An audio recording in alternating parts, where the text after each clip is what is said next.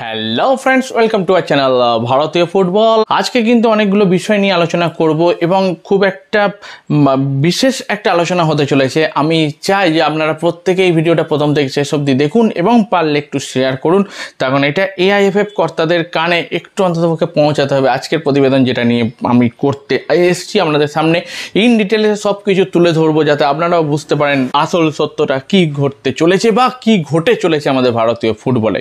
তবে তার আগে একটু কলকাতা ফুটবল লিগের খবর জানিয়ে দিই। অর্থাৎ গতকালকে কলকাতা ফুটবল লিগের যে রেজাল্টগুলো হলো, সেই রেজাল্টগুলো আমি এখন আপনাদের টিভি স্ক্রিনের মধ্যে দেখিয়ে দিচ্ছি, সেটা প্লিজ লক্ষ্য রাখুন। এবং তার সঙ্গে সঙ্গে আজকে যে ম্যাচগুলো আছে সেইগুলোও কিন্তু এখন আপনারা টিভি স্ক্রিনে দেখতে পাচ্ছেন। তো এইগুলো কিন্তু আপনারা প্রত্যেকে খেলাগুলো দেখতে পাবেন অবশ্যই আইএফের যে টিভি, আইএফএ টিভির যে ইউটিউব চ্যানেলে, সেই ইউটিউব চ্যানেলে সব খেলাগুলো দেখতে পাবেন। তো এবার আমি মেন বিষয়ে চলে আসি যে ভারতীয় ফুটবল কেন ধীরে ধীরে একদম তলানির দিকে যাচ্ছে বা ভারতীয় ফুটবলের উন্নতি কেন হচ্ছে না। যেখানে কিন্তু উন্নতির উপায় আছে, যেখানে কিন্তু উন্নতির দিক আছে, যেখানে কিন্তু উন্নতির একটা মানে গোল আছে আমরা দেখতে পাচ্ছি, সেইখানে কিন্তু কোনো কারণে ভারতীয় ফুটবল মেইন জায়গায় এসে আটকে যাচ্ছে। এর কারণটা কি? এর কারণ কি কোচ, নাকি ভারতীয় ফুটবল টিমের প্লেয়াররা তাদের আদৌ এই জার্সি পরার কোনো অধিকার নেই, নাকি এআইএফএফ অর্থাৎ আমাদের ফুটবল কমিটি? দেখুন, প্রথমেই আমি কোচের কথা বলবো যে আমরা দেখেছি ভারত বা যে কোনো বিশ্বের যে কোনো টিম ভালো ফর্ম না করলেই কিন্তু কোচের ওপর সেই খাড়াটা প্রথম গিয়ে পড়ে। তো সেই জায়গা দেখতে গেলে আমি যবে থেকে ভারতীয় ফুটবলকে দেখছি, যবে থেকে ফুটবলকে ভালোবেসেছি, অর্থাৎ প্রায় 2005 সাল থেকে কিন্তু আমি ভারতীয় ফুটবলকে লক্ষ্য রাখছি, ঠিক সেইখানে কিন্তু আমার চোখে আজ অবধি দুটো কোচের নাম বলবো যারা খুব ভালো কাজ করে গেছেন। এক হচ্ছেন বব হাউটন, তিনি কিন্তু দেখিয়েছিলেন যে নতুন ভারতকে, আমি কিন্তু ভারতের পুরনো যুগের কথা বলছি না, যেখানে গোষ্ঠপাল থেকে শুরু করে তারপর প্রদীপ, পিকে ব্যানার্জি, এরা প্রত্যেকে খেলে এসেছিল, আমি কিন্তু সেই ভারতীয় টিমকে বলছি না, তা সেটা আমাদের একটা স্বর্ণযুগ ছিল। কিন্তু তারপর থেকে যে ভারতীয় টিম এবং ভারতীয় টিমের খবরাখবর বা ইতিহাস আমি জেনেছি এবং আমার চোখে দেখা এতদিনকার প্রায় 20 বছর ধরে ভারতীয় ফুটবলকে ফলো করছি, সেখানে কিন্তু বব হাউটন ছিলেন প্রথম কোচ, যেখানে তিনি বিশ্বাস ঘটাতে পেরেছিলেন যে আমরা জিততে পারি। এবং তারপরে যে কোচের কথা বলবো তিনি হচ্ছেন কিন্তু ইগর স্টিম্যাক, যিনি প্রায় 5 বছর ভারতীয় ফুটবলে কোচিং করালেন এবং গেলেন একদম লাস্ট মুহূর্তে খুব খারাপ পারফরমেন্স করে। তবে আমি এটা বলবো, ইগর স্টিম্যাক কিন্তু ইন্ডিয়ার যে ফুটবলের একটা প্যাটার্ন, সেই প্যাটার্নটা কিন্তু দারুণভাবে সেট আপ করেছে। এই কোনো লক্ষ্য নেই, বল উঁচুতে পাঠিয়ে দিলাম, সামনে কেউ যদি ধরতে পারে, গোল করতে পারে। সে একটা সময় ছিল ভাইচুং ভুটিয়া, তার আগে ছিল আমাদের কালো চিতা এবং পরবর্তী ক্ষেত্রে সুনীল ছেত্রী। কিন্তু এইটা যত এরকম আমাদের একজন কি বলবো, যিনি একজন আমাদের লিডার বা যিনি আমাদের লিজেন্ড, সেই লিজেন্ডকে তো আমরা একসঙ্গে ভারতীয় ফুটবলকে তৈরি করতে পারছি না। বা এই একটা করে প্লেয়ার দেখুন, আমি যে সময় দেখছি সেই আইএম বিজয়নকে শেষ টাইম দেখেছি, তারপর ভাইচুং ভুটিয়ার একদম পুরো টাইম দেখলাম, তারপর কিন্তু সুনীল ছেত্রী। তো এইভাবে কিন্তু আমি দেখেছি, আইএম বিজয়নের খেলাটা একদম কম দেখেছি, ওনার কথাটা না বললেই বরঞ্চ বেটার হয়। কিন্তু একসঙ্গে একটা ব্রাঞ্চ অফ যে ফুটবল লিজেন্ড তৈরি হবে, আমি লিজেন্ডও বলতে চাইছি না, একটা ভালো ফুটবল মানে বোধ সম্পন্ন প্লেয়াররা তৈরি হবে, সেটা কিন্তু দেখিনি। তবে শেষ 5 বছরে কিন্তু এরকম অনেক প্লেয়ারকে দেখতে পাচ্ছি যাদের গুণগত মান প্রায় এক। হয়তো তারা সুনীল ছেত্রী বা ভাইচুং ভুটিয়ার মতো অতটা ওপরে না গেলেও তাদের থেকে একটু নিচে, কিন্তু তাদের গুণগত মান এক। এবং তারা যদি একভাবে খেলতে পারে এবং তারা যদি একভাবে তাদের নিজের সম্পূর্ণ নিগড়ে দিতে পারে, তাহলে কিন্তু এই ভারতীয় ফুটবল ভালো ফলাফল করতে পারবেই। এইখানেই ইগর স্টিম্যাকের একটু প্রবলেম হয়েছিল, আমার যেটুকু আইডিয়া বা আমি যেটুকু ফুটবল বুঝি। দেখুন, ইগর স্টিম্যাক ওই লং বল বাদ দিল, শর্ট পাসে খেলা শুরু করলো এবং খেলাটা তৈরি করছিল কোথায়, ডিফেন্স থেকে খেলাটা তৈরি করতে শুরু করলো। কিন্তু তারপরে যে বিষয়টা, অর্থাৎ একটা প্লেয়ারের সঙ্গে একটা প্লেয়ারের যে লিঙ্ক আপ তৈরি হবে, তারা জেনে যাবে হ্যাঁ তুই এইখানে বল দিবি, আমি ওইখানে যাব, এই যে কনসেপ্টটা একটা ভালো কোচের মেন তৈরি করার জায়গা ছিল। এবং তার সঙ্গে যে হ্যাঁ তুই পারবি, যত বড় টিমই হোক না কেন, তুমি বেস্ট, তোমার কাছে তুমি বেস্ট, তুমি ওকে একটা চুল এগোতে দেবে না। এই যে কনসেপ্টটা কিন্তু ইগর স্টিম্যাকের অভাব ছিল। তো সেও তো আমি একটা সোজা কথা যদি বলি, আমি যতদিন ফুটবল দেখছি ভারতীয় ফুটবল, বব হাউটন এবং ইগর স্টিম্যাক দুজনের মানসিকতাকে যদি একভাবে মেশানোর সমেত যদি একটা কোনো আমরা কোচকে পাই, তাহলে কিন্তু ভারতীয় ফুটবলের ক্ষেত্রে খুবই ভালো সময় আসবে, এইটুকু আমার বিশ্বাস।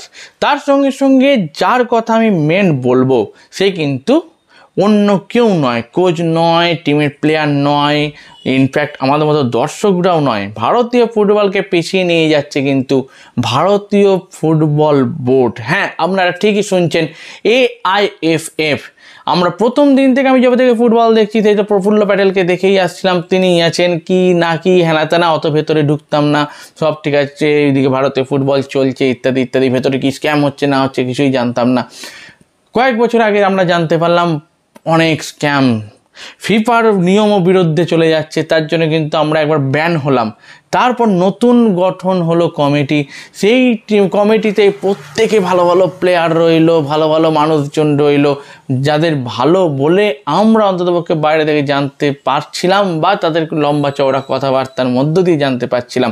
এবং AIFF-এর যিনি প্রধান হলেন, তিনি কল্যাণ চৌবে, আমাদের একজন বাঙালি, এবং তিনি একজন বিখ্যাতই বলতে পারেন গোলকিপার ছিলেন, সেও তো একজন মানে নিজেই একজন ফুটবলার। তো তখন কিন্তু আমাদের আশাটা অনেকটা হাই উঠে যায়। এবং তার সঙ্গে সঙ্গে কি দেখি, কল্যাণ চৌবের সঙ্গে সাজি প্রভাকরণ মিলিয়ে একটা ভিশন তৈরি করা হলো, ভিশন 2047। তো এই ভিশন দেখে কিন্তু আমাদের বেশ পছন্দ হলো, বা দারুণ সিস্টেম, ভারতীয় ফুটবলে কোনো পিরামিড ছিল না, পিরামিড তৈরি হচ্ছে একদম ইউথ লেভেল থেকে তৈরি হবে, এইসব কথাবার্তাগুলো বলছে। তারপর কি দেখলাম, কল্যাণ চৌবে যে কোনো ফিফার যেসব টুর্নামেন্ট, সেই টুর্নামেন্টে বড় বড় ব্যক্তিদের সঙ্গে গিয়ে কিন্তু কথা বলছেন, যেখানে আর্সেন ওয়েঙ্গারের মতো একজন মানে কি বলবো দিকপাল কোচ, তিনি ভারতে আসছেন ইউথ ডেভেলপমেন্ট দেখবেন বলে, এত সব কিছু কথা, যেখানে ফিফা প্রেসিডেন্টের সঙ্গে তিনি হাত মিলাচ্ছেন, কথা বলছেন। এবং তারপরেও এশিয়ান যে জয়েন্ট বলতে পারি, অর্থাৎ কাতার, সৌদি আরব, এইসব দেশের সঙ্গে মৌ স্বাক্ষর করছে, আমাদের কিন্তু তখন এক্সপেকটেশন একদম হাই হয়ে যায়। তার সঙ্গে সঙ্গে কি, ভারত কিন্তু পরপর তাদের ঘরের মাঠে 3টে টুর্নামেন্ট জিতে যায়। এর ফলে আমরা একদম কিন্তু নিশ্চিত যে ভারত এবার কিন্তু স্বর্ণযুগের জায়গায় আবার ফিরে আসবে। তখনই কিন্তু আমাদের হলো মোহভঙ্গ। হ্যাঁ, এখানে আমি বলছি না যে কিংস কাপে হেরে যাওয়ার জন্য বা মারডেকা কাপে হেরে যাওয়ার জন্য, কারণ সেইখানে খুব ভালো খেলেছিল, ভারতের লাক খারাপ, সেখানে রেফারিং এত ভুল ভরা রেফারিং ছিল, তার জন্য আমরা হেরে যাই। এবং আমি এটাও বলবো না যে এশিয়া কাপে সব থেকে বাজে পারফরমেন্স করলো এবারে 2024-এ যে এশিয়া কাপ আমরা খেললাম, সেইখানে পারফরমেন্স সব থেকে বাজে করলো, তার কারণ একটা গোল আমরা দিতে পারিনি, পয়েন্টের কথা তো বাদ দিন, এর থেকে কিন্তু বাজে কিছু হওয়ার ছিল না। এবং তারপরে ওয়ার্ল্ড কাপ কোয়ালিফায়ার্সে আমরা যে গ্রুপে পড়েছি, সেই গ্রুপ থেকে অন্তত পক্ষে আমরা থার্ড রাউন্ডে যাওয়ার একদম দারুণ সুযোগ ছিল, সেইখানেও কিন্তু যেতে পারলাম না। এটা কি টিমের ব্যর্থতা? অবশ্যই টিমের ব্যর্থতা, তবে সেটা প্লেয়ারদের থেকে আমি একটু কোচকে বলবো। আমি যে বললাম না, তার মাইন্ডসেটে একটু প্রবলেম, একটু ভালো দলের বিরুদ্ধে একটু রক্ষণাত্মক, গোল করে দিলে রক্ষণাত্মক, এটা কিন্তু করলে হবে না। আমরা জিতবো, আমরা পারি, এই মনোভাবটা ভারতীয় প্লেয়ারদের মধ্যে তিনি গঠন করতে পারেনি। খেলার সিস্টেম চেঞ্জ করেছেন, খুব ভালো, ভারতীয় ফুটবল একটা প্যাটার্ন এসছে, যে প্যাটার্নে আমরা খেলতে পছন্দ করি, সেটাও খুব ভালো, কিন্তু ওই দিকটা করতে পারেননি। কিন্তু মেন প্রবলেমটা কোথায় হলো জানেন? AIFF-এর সঙ্গে কোচ ইগর স্টিম্যাকের ঝামেলা। আমি কিন্তু ওয়ার্ল্ড কাপ কোয়ালিফায়ার্সের পর ঝামেলার কথা বলছি না, যে ঝামেলা নিয়ে এখন সবাই সড়গড় হয়ে আছে। আমি প্রায় 1.5 থেকে 2 বছর আগে থেকে কিন্তু ঝামেলা চলছে। কল্যাণ চৌবের সঙ্গে কোনো কথা নেই ইগর স্টিম্যাকের যে সমস্ত তিনি প্ল্যান করছেন, সেইগুলো কোনো AIFF দেখছে না। সাজি প্রভাকরণকে স্যাক করে দেওয়া হলো। এই ভেতরের এই গন্ডগোলগুলো কিন্তু আমরা তখন একদম দেখতে পাচ্ছিলাম না, তখন আমাদের তখন চোখে চশমা পরে ফেলেছিলাম যে 3টে টুর্নামেন্ট জিতেছি, দারুণ খেলছে ইন্ডিয়া টিম, অনেক নতুন প্লেয়ার উঠে এসছে, সেইগুলো। তারপর কি দেখলাম, একটা বড় স্ক্যাম, কি জানেন? তাহলে শুনুন, একটু আমি গল্পটা বলি। 2019 সাল, ভারত তখন ওয়ার্ল্ড র্যাঙ্কিং 99, এবং ভারতের সঙ্গে আরেকটা দেশ যার কথা বলবো, জর্ডান। দেখেছেন জর্ডানের সঙ্গে ভারত সেই সময় অনেকগুলো কিন্তু ফ্রেন্ডলি ম্যাচ খেলতো ইন্টারন্যাশনাল, যেখানে কিছু ম্যাচ কিন্তু আমরা জিতেছি, কিছু ম্যাচ ড্র করেছি, কিছু ম্যাচ হেরেছি। সেই জর্ডান কিন্তু ছিল তখন 97 ওয়ার্ল্ড র্যাঙ্ক। 2023-এর আমি আগে 2024 বলে ফেলেছিলাম, 2023-এ যে আমরা এশিয়া কাপ খেললাম, সেই এশিয়া কাপে কিন্তু জর্ডান ফাইনালিস্ট। তারা সাউথ কোরিয়াকে হারিয়ে কিন্তু ফাইনালে উঠেছিল, কাতারের সঙ্গে তারা ফাইনালে হেরে যায়, রানার্স আপ হয়। এখন 2024-এ জর্ডানের কত র্যাঙ্ক জানেন? 68, আর আমাদের 124। বুঝতে পারছেন কোথায় আমরা নিচেই নেমেছি আর জর্ডান উঠেছে। এবার হয়তো অনেকে বলবেন যারা একটু নজর রাখেন না যে ফুটবল খেলা তো টাকার দরকার, আমাদের টাকা নেই। তাহলে এইখানেও একটু আপনাদের বলি, ভারতীয় ফুটবলকে অর্থাৎ ভারতীয় ফুটবল আমাদের সরকার থেকে, ইন্ডিয়ান সরকার থেকে 134 কোটি টাকা পায় ফুটবলকে উন্নতি করার জন্যে। উল্টো দিকে একই সময়ে জর্ডান কত টাকা পায়? জর্ডান পায় 15 কোটি টাকা, এবং এশিয়া কাপে তারা খেলতে যাওয়ার জন্য আরও 5 কোটি টাকা তাদের পাড়ি দেয়। আমি 20 কোটি ধরলাম, 20 কোটি কিন্তু নয়, 19 কোটি সামথিং। তো 20 কোটি যে টাকা, সেই টাকাটা তারা ফুটবলের পেছনেই খরচ করেছে। আর আমাদের কিন্তু ফুটবলের পেছনে খরচ কোথায়? আমি দেখেছি ইউথ লিগ শুরু হলো, আই লিগ হচ্ছে, আই লিগ 2 হচ্ছে, আই লিগ 3 হচ্ছে, আইএসএল চলছে, কিন্তু আইএসএলের টাকা তো এই আইএফএফকে দিতে হচ্ছে না। সেই টাকা দিচ্ছে কে? সেই টাকা দিচ্ছে রিলায়েন্স। আমি রিলায়েন্সই পুরো বলে দিচ্ছি, এফএসডিএল বলছি না, এফএসডিএল, ঠিক আছে, এফএসডিএলের কথাই বলি, এফএসডিএল দিচ্ছে। তাহলে টাকাটা আমি খাটাচ্ছি কোথায়? কোচ কত পাচ্ছে দেখছি, মাসে 21 লাখ, বছরে 3 কোটি, বছরে 3 কোটি। প্লেয়ারদের একটা ভাতা আছে, তো বাদ বাকি টাকা কোথায়? 134 কোটি। সেইখানে কি দেখতে পাচ্ছি যিনি জেনারেল সেক্রেটারি ছিলেন সাজি প্রভাকরণ, তার মাসে মাইনে প্রায় 80 লাখ টাকা। কোনো দরকার আছে? সাধারণ মাথায় যদি আপনারা ভাবেন, সেটা একটা জিনিস আমরা জানতে পেরেছি, কল্যাণ চৌবে কত পান আমি জানি না, বা টেকনিক্যাল ডিরেক্টররা যারা বসে আছেন তারা কত পায় কিন্তু আমি জানি না, স্কাউটাররা কী করছে স্কাউটিং আমি জানি না, তারা কত পাচ্ছে। তাহলে 134 কোটির মধ্যে কি সেইগুলোকে ঢোকানো হয়েছে? একটু আপনারা ভাববেন। আমার মনে হয় এই কারণে আমরা পেছিয়ে যাচ্ছি, এবং যেখানে ইউথ ডেভেলপমেন্টে টাকা বাড়ানোর দরকার সেখানে কিন্তু এবার থেকে টাকা রিডিউস করে দিল। জানি না কী হচ্ছে ভারতীয় ফুটবলে।